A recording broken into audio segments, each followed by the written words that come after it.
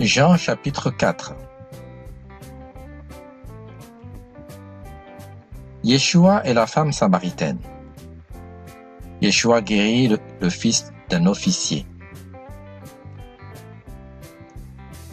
Yeshua et la femme samaritaine. Le Seigneur sut que les pharisiens avaient appris qu'il faisait et baptisait plus de disciples que Jean. Toutefois, Yeshua ne baptisait pas lui-même, mais c'étaient ses disciples. Alors il quitta la Judée et retourna en Galilée. Comme il fallait qu'il passât par la Samarie, il arriva dans une ville de Samarie nommée Sichar, près du champ que Jacob avait donné à Joseph son fils. Là se trouvait le puits de Jacob. Yeshua, fatigué du voyage, était assis au bord du puits. C'était environ la 6e heure. Une femme de Samarie vint puiser de l'eau. Yeshua lui dit « Donne-moi à boire ». Car ses disciples étaient allés à la ville pour acheter des vivres. La femme samaritaine lui dit « Comment toi, qui es juif, me demandes-tu à boire, à moi qui suis une femme samaritaine ?» Les Juifs, en fait, n'ont pas de relation avec les Samaritains. Yeshua lui répondit, « Si tu connaissais le don d'Élohim, et qui est celui qui te dit, « Donne-moi à boire », tu lui aurais toi-même demandé à boire, et il t'aurait donné de l'eau vive. « Seigneur, lui dit la femme, tu n'as rien pour puiser, et le puits est profond. D'où aurais-tu donc cette eau vive? Es-tu plus grand que notre père Jacob, qui nous a donné ce puits, et qui en a bu lui-même, ainsi que ses fils et ses troupeaux? » Yeshua lui répondit, « Quiconque boit de cette eau aura encore soif. Mais celui qui boira de l'eau que je lui donnerai n'aura jamais soif, et l'eau que je lui donnerai deviendra en lui une source d'eau qui jaillira jusque dans la vie éternelle. » La femme lui dit, « Seigneur, donne-moi cette eau, afin que je n'ai plus soif et que je ne vienne plus puiser ici. » « Va, lui dit Yeshua, appelle ton mari et viens ici. » La femme répondit, « Je n'ai point de mari. » Yeshua lui dit, « Tu as eu raison de dire, je n'ai point de mari. Car tu as eu 5 maris, et celui que tu as maintenant n'est pas ton mari. En cela tu as dit vrai. » « Seigneur, lui dit la femme, je vois que tu es prophète.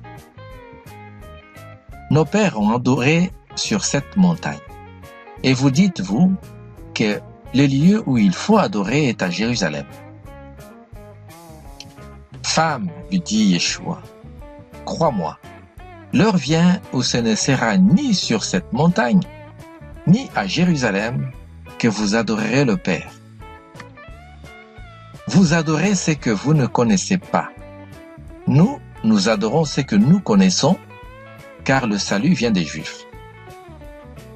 Mais l'heure vient, et elle est déjà venue, où les vrais adorateurs adoreront le Père en esprit et en vérité. Car ce sont là les adorateurs que le Père demande. Elohim est esprit, et il faut que ceux qui l'adorent en esprit et en vérité. La femme lui dit, « Je sais que le Messie doit venir, celui qu'on appelle le Mashiach, Christ. Quand il sera venu, il nous annoncera toutes choses. » Yeshua lui dit, « Je le suis, moi qui te parle. » Là-dessus arrivèrent ses disciples, qui furent étonnés de ce qu'il parlait avec une femme. Toutefois, aucun ne dit, « Que demandes-tu » ou « De quoi parles-tu avec elle » Alors la femme, ayant laissé sa cruche, s'en alla dans la ville et dit aux gens, « Venez voir un homme qui m'a dit tout ce que j'ai fait. Ne serait-ce point le Mashiach, Christ ?» Ils sortirent de la ville et ils vinrent vers lui. Pendant ce temps, les disciples le pressaient de manger, disant, « Rabbi, mange. » Mais il leur dit, « J'ai à manger une nourriture que vous ne connaissez pas. » Les disciples se disaient donc les uns aux autres, « Quelqu'un lui aurait-il apporté à manger ?» Yeshua leur dit, « Ma nourriture est de faire la volonté de celui qui m'a envoyé et d'accomplir son œuvre. Ne dites-vous pas qu'il y a encore 4 mois jusqu'à la moisson? Voici, je vous le dis, levez les yeux et regardez le champ qui déjà blanchissent pour la moisson. Celui qui moissonne reçoit un salaire et amasse des fruits pour la vie éternelle, afin que celui qui sème et celui qui moissonne se réjouissent ensemble. Car en ceci, ce qu'on dit est vrai. Autre est celui qui sème, et autre celui qui moissonne. Je vous ai envoyé moissonner ce que vous n'avez pas travaillé, et d'autres ont travaillé, et vous êtes entrés dans leur travail. Plusieurs Samaritains de cette ville crurent en Yeshua à cause de cette déclaration formelle de la femme. Il m'a dit tout ce que j'ai fait. Aussi, quand les Samaritains vinrent le trouver, ils le prièrent de rester auprès d'eux. Et il resta là 2 jours. Un beaucoup plus grand nombre crurent à cause de sa parole, et il disait à la femme, « Ce n'est plus à cause de ce que tu as dit que nous croyons, car nous l'avons entendu nous-mêmes, et nous savons qu'il est vraiment le Sauveur du monde. » Après ces 2 jours, Yeshua partit de là pour se rendre en Galilée, car il avait déclaré lui-même qu'un prophète n'est pas honoré dans sa propre patrie.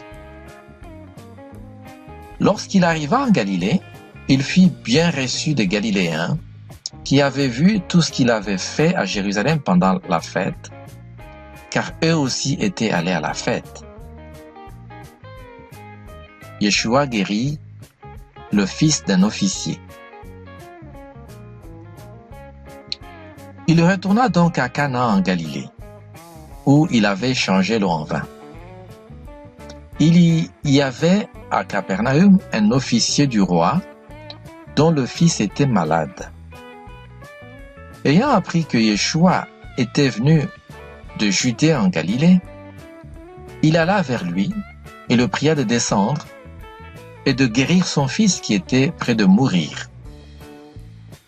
Yeshua lui dit, « Si vous ne voyez des miracles et des prodiges, vous ne croyez point. » L'officier du roi lui dit, « Seigneur, descends avant que mon enfant meure. » « Va, lui dit Yeshua, ton fils vit. » Et cet homme crut à la parole que Yeshua lui avait dite, et il s'en alla. Comme déjà il descendait, ses serviteurs, venant à sa rencontre, lui apportèrent cette nouvelle. « Ton fils vit. » Il leur demanda à quelle heure il s'était trouvé mieux. Et ils lui dirent, « Hier, à la 7e heure, la fièvre l'a quitté. » Le père reconnut que c'était à cette heure-là que Yeshua lui avait dit, « Ton fils vit. » Et il crut, lui et toute sa maison.